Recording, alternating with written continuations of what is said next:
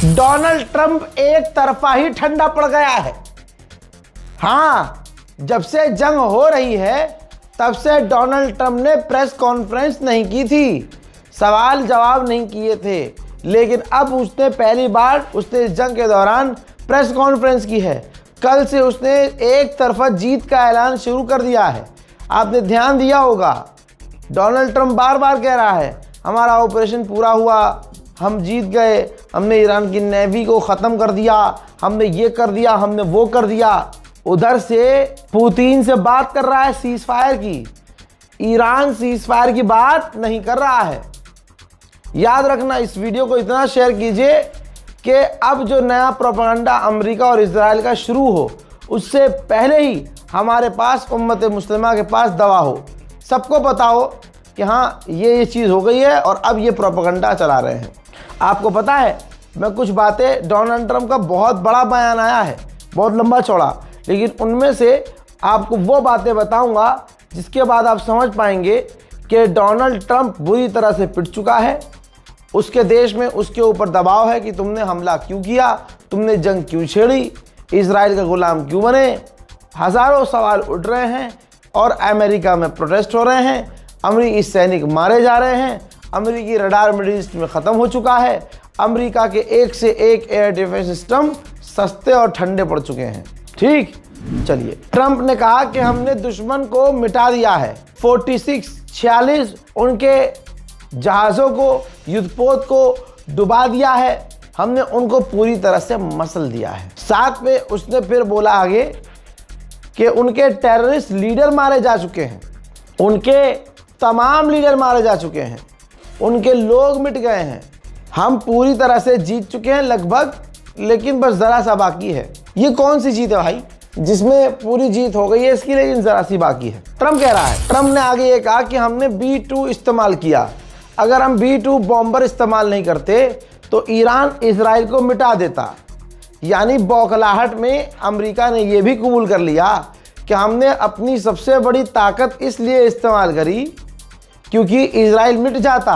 अगर आज इस जंग में अमेरिका नहीं कूदता तो इजराइल अब तक 5 दिन में मिट चुका होता। डोनाल्ड ट्रंप ने कहा कि ईरान हम पर हमला करने वाला था, 1 हफ्ते में वो हम पर हमला कर देता, इस वजह से हमें पहले हमला करना पड़ा।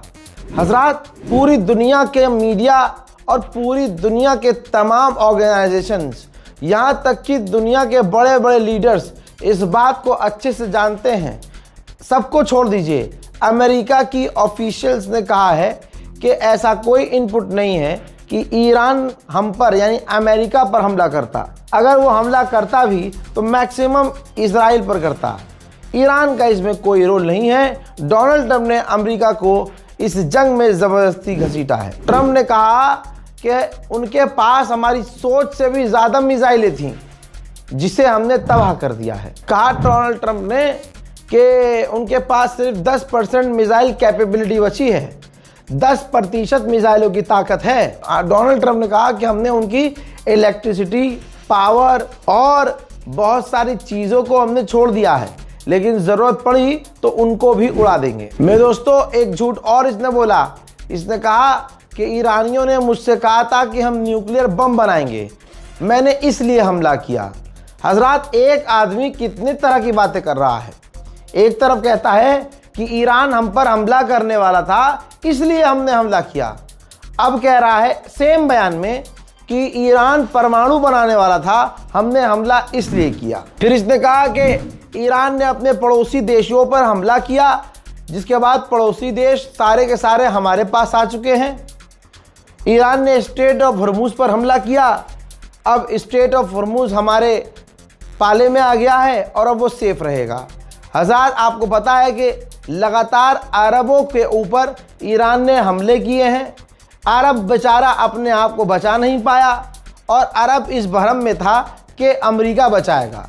बड़े बड़े अरब के हुक्मरान डोनाल्ड ट्रंप से नाराज़ हुए, यहाँ तक कि अरब देश इतने नाराज़ हुए कि उन्होंने ये भी फैसला बदल दिया, जो अमेरिका में अमेरिका के लोगों की कंपनियों में अरब पैसा लगाता बिलियंस ऑफ डॉलर, उस पर दोबारा से अरब देश सोच रहे हैं।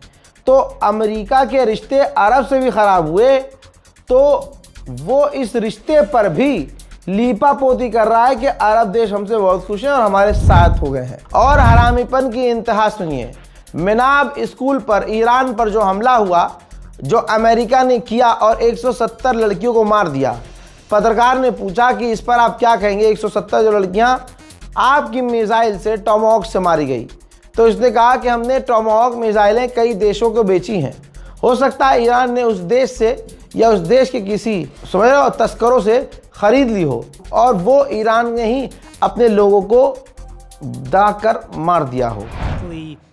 Destroyed that Iranian girls' school. So will the U.S. accept any responsibility? Well, I for haven't that strike? seen it, and I will say that the Tomahawk, which is one of the most powerful weapons around, is used by, is sold and used by other countries, you know that. And whether it's Iran, who also has some Tomahawks, I wish they had more, but whether it's Iran or somebody else, the fact that a Tomahawk is very generic, it's sold to other countries. But that's being investigated right now. मतलब आप सोचिए, जैसे छोटा बच्चा होता है ना, उसको कुछ नहीं पता, लेकिन उसको हर चीज़ की मतलब हर चीज़ पर बोलना है। इस वक्त बौखलाया डोनाल्ड ट्रंप वही कर रहा है। देखिए, सीधी बात, पूरी दुनिया डोनाल्ड ट्रंप पर थूक रही है। इसी बयान में उसने कहा कि हमने क्यूबा से कहा है कि सीधी शर्तें जैसा हम कह रहे हैं वैसे कर लो, वरना हम क्यूबा पर कब्जा कर लेंगे। डोनाल्ड ट्रंप ने शाह को लपेट लिया भाई।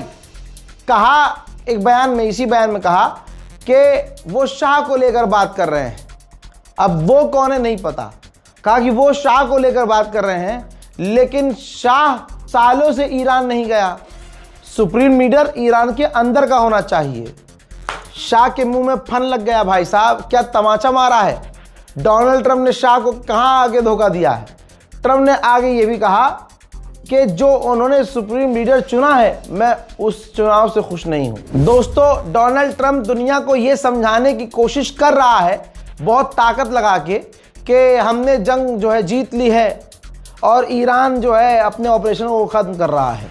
ठीक, अब ऐसे में डोनाल्ड ट्रंप से पत्रकार ने पूछा कि क्या आप नए सुप्रीम लीडर को निशाना बनाओगे, तो उसने अब कहा कि यह कहना गलत होगा, सही नहीं होगा। और सही बात तो यह होगी कि मैं कह नहीं सकता कि हम उन्हें निशाना बनाएंगे कि नहीं बनाएंगे। डोनाल्ड ट्रंप दुनिया के सामने आकर सारी बातें गोल मोल करके लीपापोती करने में मजबूर है। You mean the sun? How can there be an Iran? Well, I don't want to say that, but I was disappointed because we think it's going to lead to just more of the same problem for the country. So I was disappointed to see their choice.